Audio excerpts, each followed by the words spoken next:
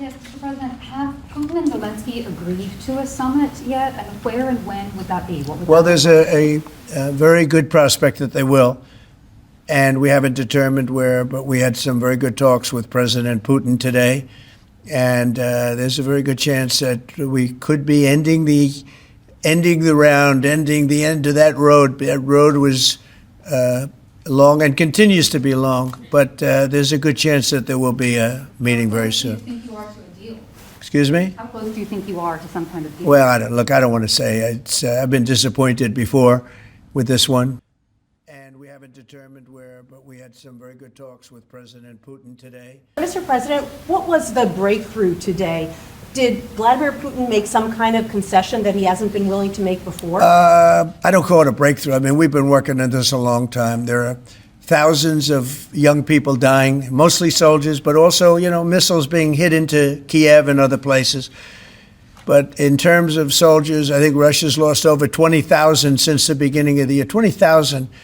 And I guess the estimate for Ukraine is about 9,000. It's a terrible situation. We want to get it stopped. We don't have American soldiers there, but I feel I have an obligation to get it stopped. This was not my war. This war would have never started, not even a chance. And it didn't start for 4 years. It went 4 years and it didn't start. But this is Biden's war. This was on his watch. And, it's funny, we had no land was taken from Trump. It was taken from Bush. It was taken from Biden. The whole thing they would take from Biden if it weren't for us.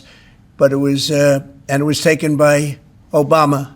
Take a look at what was taken with all of the land that was taken. Nothing was taken by Russia from us. Not 1 ounce of land was taken. I'm here to get the thing over with. It would have never started if I were president. And we're here to get it stopped and get the death stopped. Yeah, please.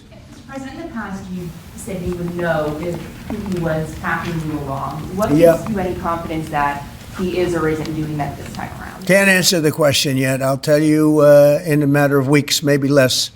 But we've made a lot of progress. And as you know, we put a 50% tariff on India on oil. They're the second largest. They're very close to China in terms of the purchase of oil from Russia.